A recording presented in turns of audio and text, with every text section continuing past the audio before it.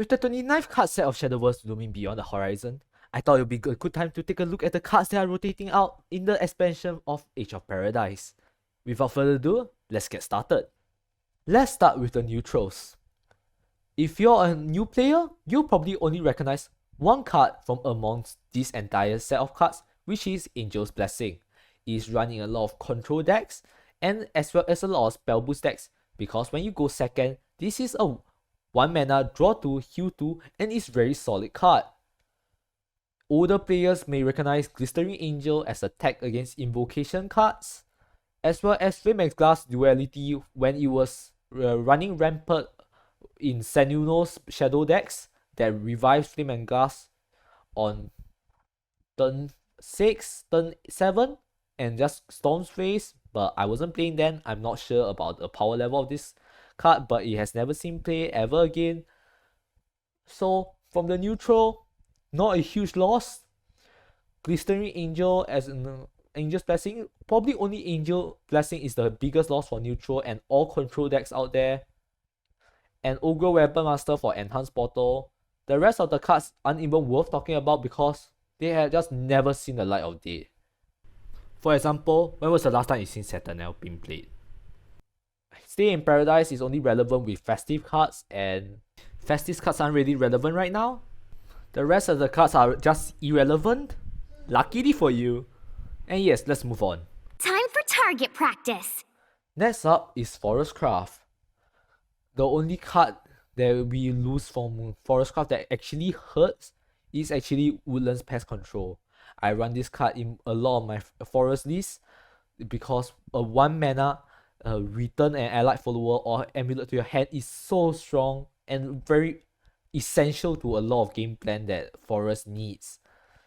The fact that it even draws a Swordcraft follower from your deck makes this card even better.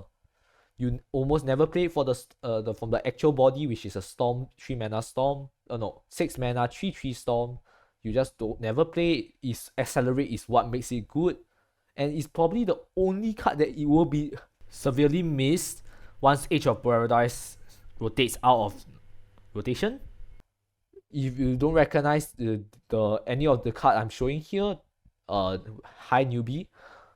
None of these cards are playable except in Evolved Forest, which has never been prevalent ever since Woody Mammoth got rotated out. We have Yggdrasil, we have Fairy Tail Prince. They are all Evolved Forest cards. The rest, Hozumi's package is interesting. It was strong last expansion, but ever since Gabriel got nerfed, died and never seen the light of day ever again. Bastions of Seasons is so bad, I liquefied it. Now you know how bad this is when a free-to-play player even liquefied a Bastion of Seasons. Wow. In fact, since they are only losing Woodlands Pest Control, which I hope Cygames will probably replace with another bounce card in the next expansion, Forest is not in a bad spot. They are losing a dead archetype. They'll probably recover relatively easily. You have breathed your last. Next, let's talk about Swordcraft. Swordcraft is losing 3 very important cards from this expansion. The first one is Pumpkin Recruit. This card is running every single Swordcraft deck, and if you're not running Pumpkin Recruit, your Sword deck is not optimized. It's a 1 mana 1/1 body that draws a card, so it rallies 1, cycles your deck, and is also a card that you can play on board, trade into opponent minions, opposing followers, go face. A very solid card in general. The next card is Taketsumi, Arcanite Paladin. It is a commander card which gives you the token spell Hero of the Hunt. Just this alone makes Taketsumi a 1/2 trade. That means for when you play Taketsumi, he can take care of at least 2 opposing followers. And when at ready 10, Taketsumi becomes a free evolve.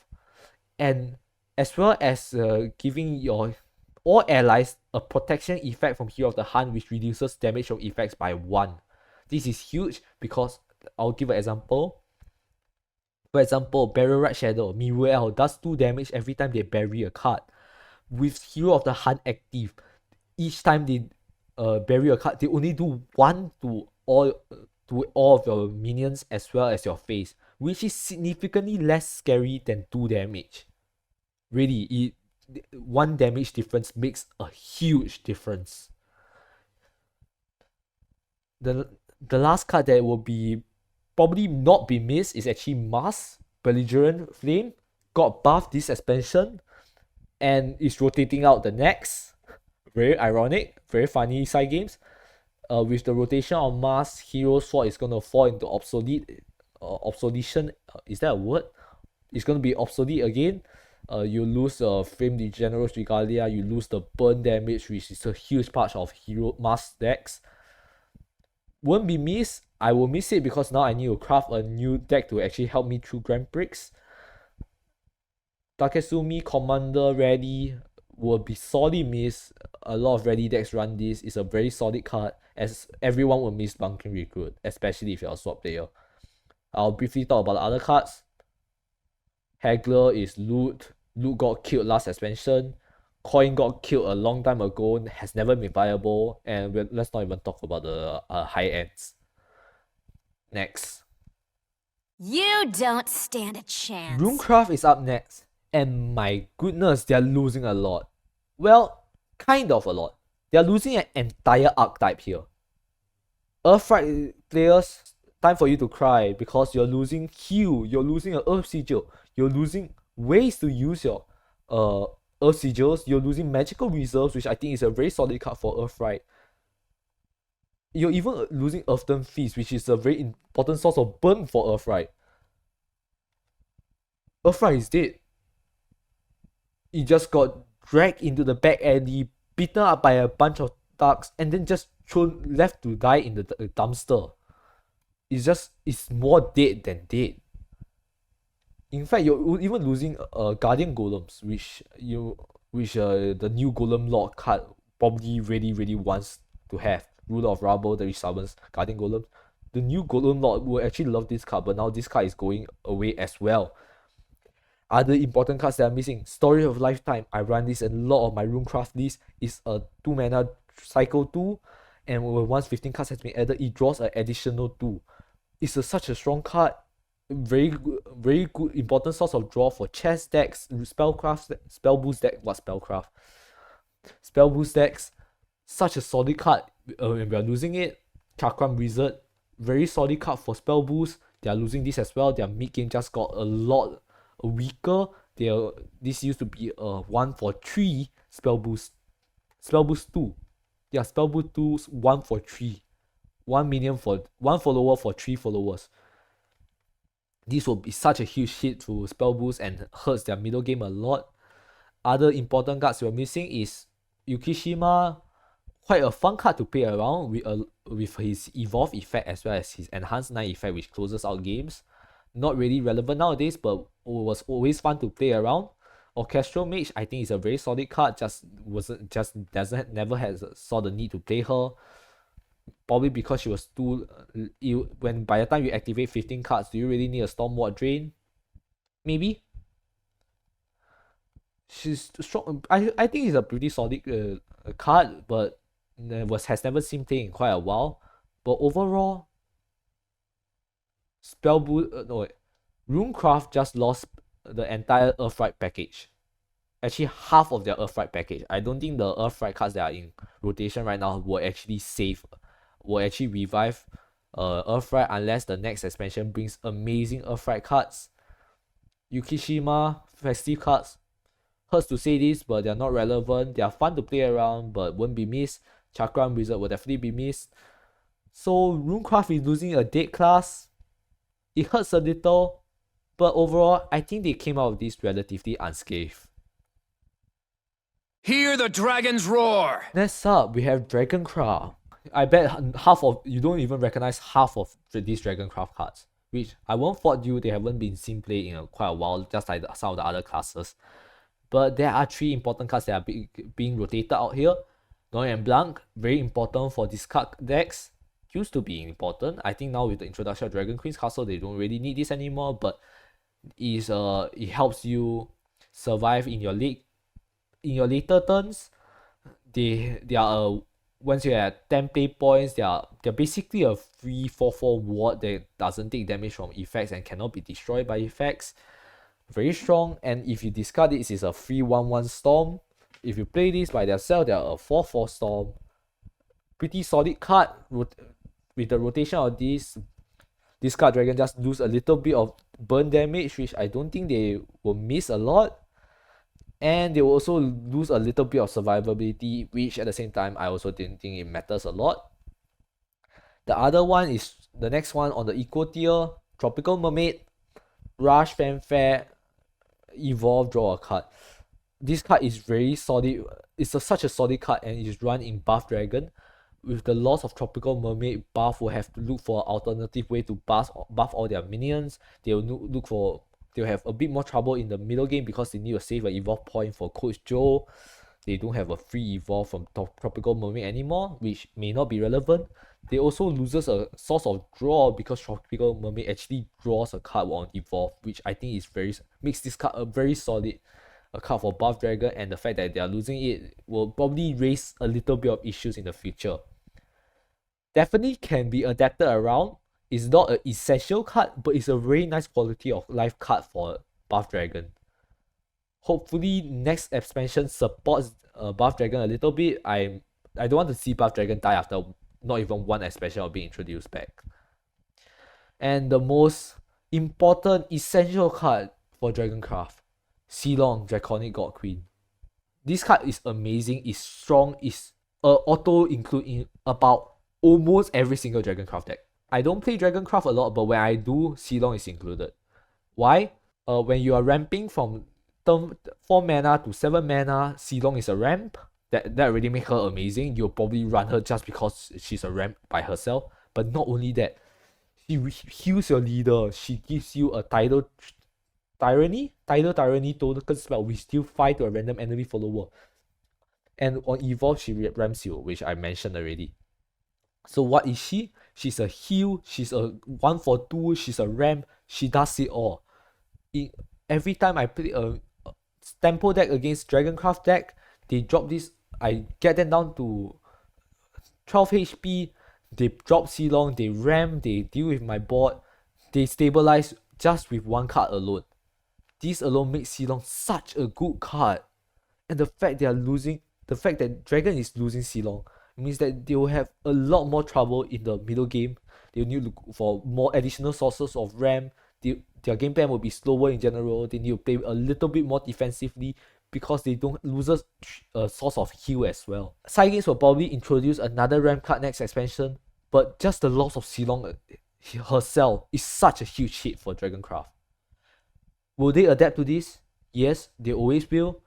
But man, Ceylon will be missed sorely and dearly. And the rest of the cards are irrelevant. Like, can we just talk about Frostbite Dragon for a moment? Who ramps at 8 mana? Like, actually, who ramps at 8 mana? Why? Can someone explain to me why? You should come on my adventure. Next up, we have Shadowcraft. On first glance, probably not a lot, but let's pick out the core cards. Call of the Great Arm, Burial Rite support, insanely good Shadowcraft card. I run this in a lot of my Shadowcraft lists. I love this card. It gives me 2 copies of minions. It refills your hand for more Burial Rite. It advances your quest. I even run it in my Soul Taker Mordecai deck. I have a video on that. You should probably check it out. But it's such a solid card. I love this card. Ingo's Hound is rotating. It got nerfed already, but so the moment it became 2 mana, it's pretty much dead. It was good when it was 1 mana. The other card is Lakandula. Barrel Ride just lost a hand refueler. They usually want minions in their hand to actually Burial Ride, and Lakandula refuse it. Also deals with the board every time it invokes and leaves the field. So the loss of Lakandula makes Burial Rites early game a little bit weaker, as well as making it more difficult for them to bury their minions, because they also lost Call of the Great Arm, which fills their hand with more minions to bury. Followers. I'm going to use those interchangeably. Another card they're losing is Sin Hunter. a barrel right, insane barrel right finisher is a 3/3 storm evolve becomes a 5/5 destroys a ward that is evolved or okay. It destroys actually any follower that is evolved at least cost at least 5 day points, which okay, maybe not all wards, but it just destroys a minion. Usually most ward followers are evolved, and this will help you go face for 5, very potent.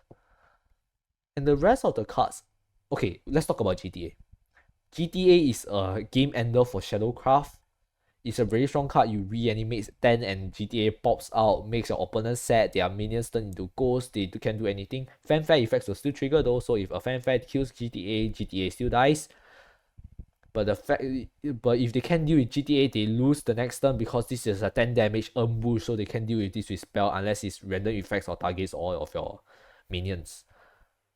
This is a game-winning card. One of the ways you get this out early is with Serried 1, reanimate 10, goes GTA comes out, your opponent cries, and they loses next turn.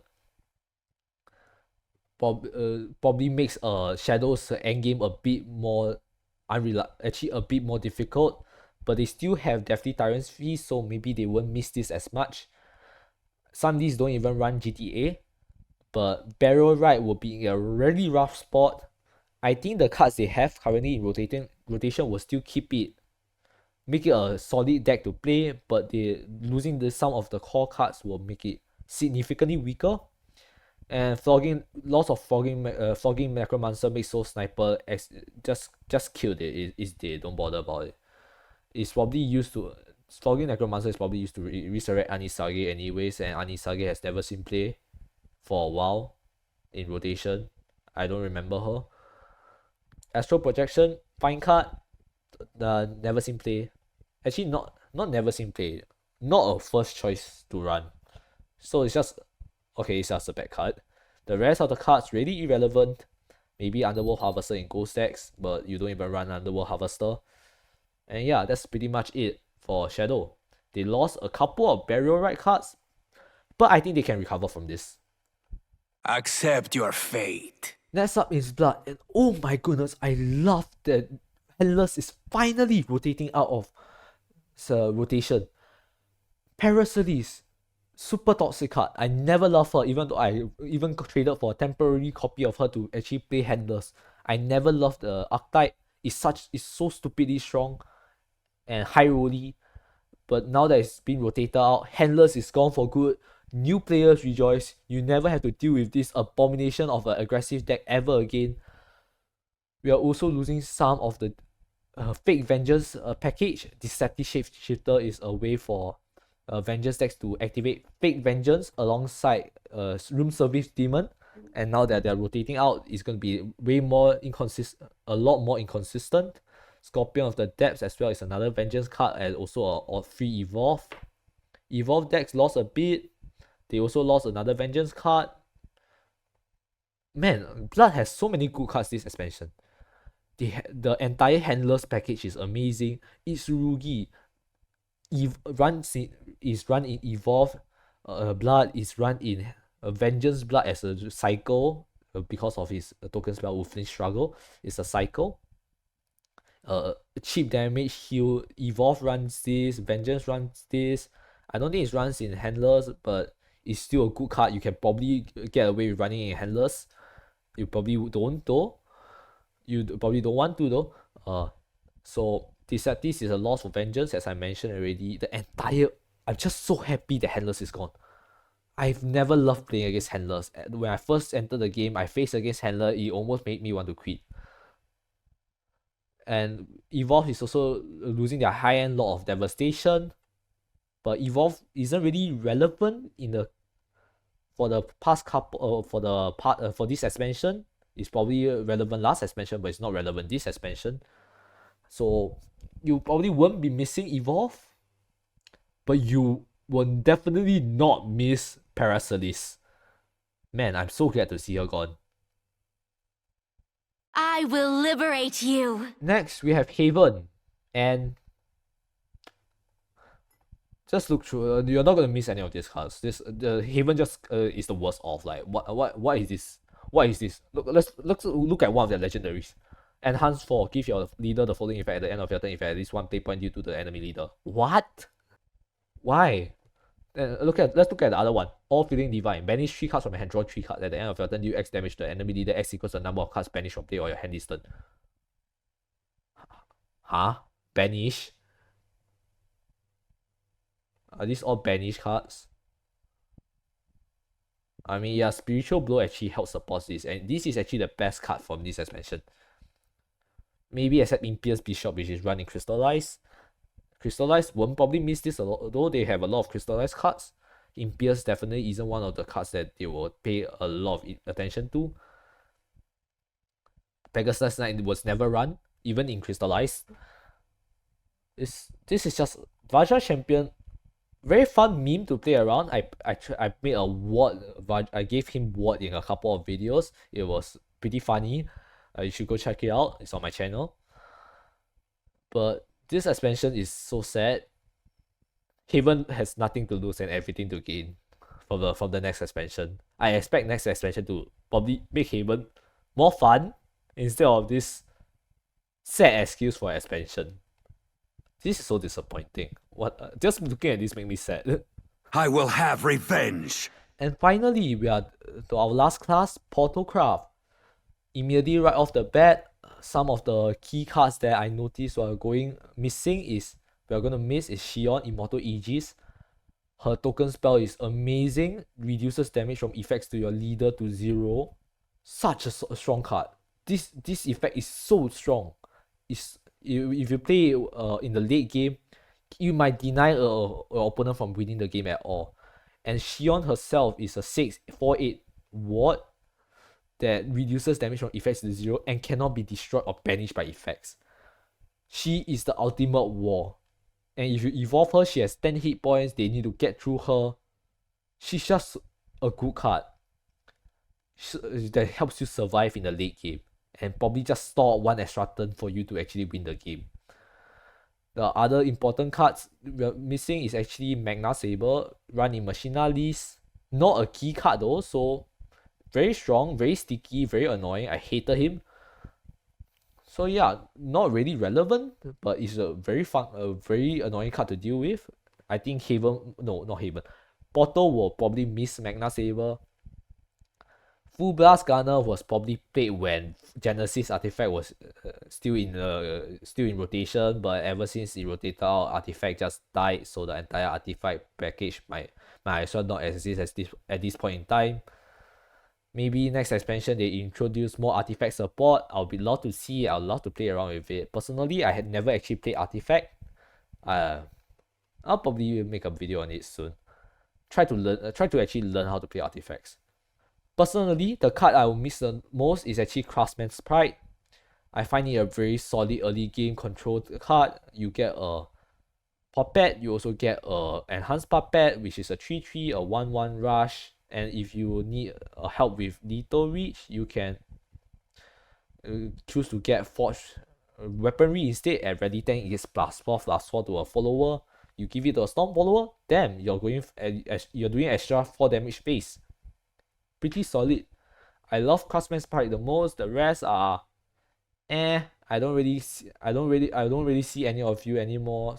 Yeah, Celestial Artifact is a one mana draw a artifact follower. Would have been good if Artifact is relevant, but it's not. And if it becomes relevant, Celestial Artifact will be missed. But currently, I think Portal got hit pretty lightly. So let's go through in order of which class is actually hit the list. So the one I think is hit the list is actually Havencraft. Yeah, like I can't even argue for any of these cards. Like what benefit do they bring to Havencraft? Absolutely nothing except Spiritual Blow, which actually helps deal with a very annoying minion on your opponent's board, but the rest is just sad. Haven has nothing to lose and everything to gain.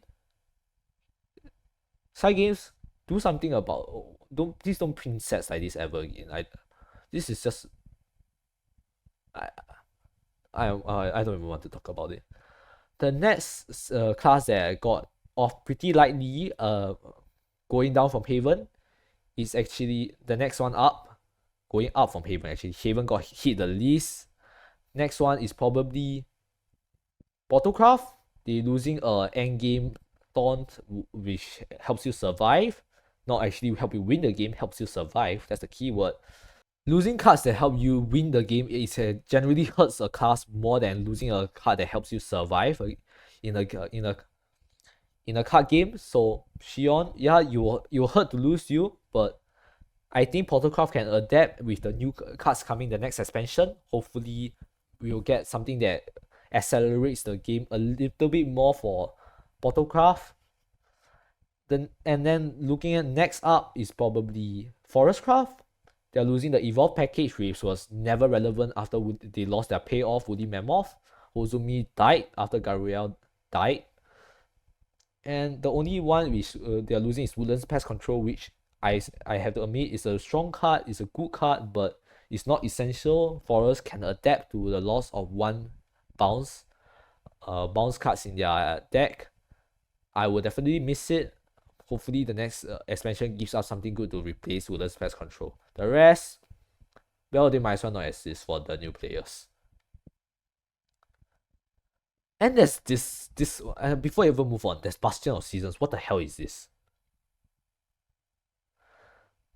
And then we'll go one tier up. I believe the one that is hit the least. The next is actually, I'm debating between Dragoncraft and Swordcraft.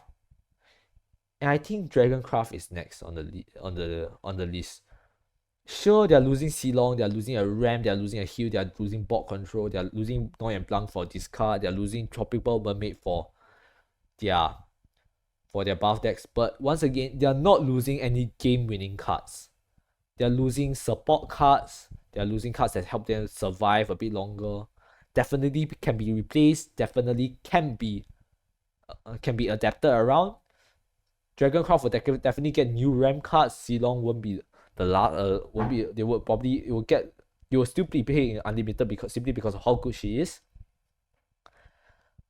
But in the next expansion, I'm expecting another RAM card for Dragoncraft that will probably replace Silong enough that Dragoncraft players will not miss her as much. Hopefully, and if they don't support buff Dragon anymore, I'll be so disappointed in side games. And then we have our top 3. We have Shadow, we have Rune, we have Swordcraft. Amongst all of these, I think the one that is hit the least is actually Runecraft. Let me explain. You see, we did mention that Runecraft is losing the entire Earthright package. But has Earthright ever been relevant since what was that card? There was an Earthright card that rotated out. Superior I'll check. Give me a second. It's in Omen of the Storms, I believe. Legendary. Give me a second. Not Omen of the Storms. Calamity. Oh, it's a Calamity card. Yes, Superior Contractor. Ever since Superior Contractor and Pursuer Golem rotated out, Earthright has not been relevant at all. So maybe the loss of the entire Earthright package doesn't hurt. You'll probably hurt Golem Lord, which I'm really sad. I really expected that card to be better, or to at least have a deck next expansion. But with the loss of all of these Earthright cards, I'm not seeing it. I'm gonna still hold on to that one Steam Silver of hope that Golem Lord will still be good. But man, this suck. Just an entire archetype just got gutted. And okay, they are losing Chakram Wizard, which is a solid card, but as I say, it's a support card. It's not a win more card. Actually, it's not a win more card. It's not a game winning card. It's just a support card. So it's Story of the Lifetime. Rune slightly hit a little bit. Actually, it's hit really hard, but it's not that bad compared to some of the other to Shadow and Sword. Yes. And between Shadow and Sword, Shadow is the one that I thought would be hit the second hardest. Why? Barrel Ride lost as I said, game winning card. Sin Hunter is a game winning card, and Shadow just lost that. They lost GTA, which is a game winning card. They lost Lakandula, which was also a finisher, and they lost a support for the entire barrel. Right? No, they lost a very crucial support card, and Soul Sniper lost a reanimator. They lost, just from listing, we already have 3 game winning cards that are lost with this expansion. Shadow got hit so hard from this, and they will be a pretty bad shape unless the next expansion has some very fun cards for Shadow to play around with. And last but not least, Swordcraft, which I think I got hit the most. Why? Because Mars is a meta deck and Mars is going away. That's all. This is my sole reason. Mars made Hero viable, and now Mars is leaving. Hero is obsolete. Hero Sword got killed. They are losing Bumpkin Recruit, another support card. Just got killed. Actually, now that I think about it, yeah, actually Shadow lost a lot more. Never mind, I'll change my listings. Sword will actually go to second. Shadow will actually go to first. And that is my final analysis of this expansion. Oh wait, no, I forgot about one class. I totally forgot about Blood. Blood got hit the hardest. What am I talking about? I totally forgot about Blood. Why am I nearly gave an outro without talking about Blood at all. So currently we are our listings. I'll show you that after I'm done analyzing Blood. Blood just lost a handless. This is so strong. They lost Vengeance. They lost Evolve. This is the Blood set for this expansion. Blood set of card for this expansion is so good, and they lost so much. And man, am I happy to see handless gone. And yeah, that's it for Blood. I just saying Blood's set of cards is so strong. It's so good. This is probably the best class for Age of Paradise. And now it's gone. And I've never been happier. And this is the final listings, with Blood being hit the hardest at the top and Haven being hit at the least at the bottom. If you have any thoughts about this, do let me know in the comments down below. And once again, thanks for watching this video. Leave a like, leave a subscribe, and I'll see you next time. Bye bye!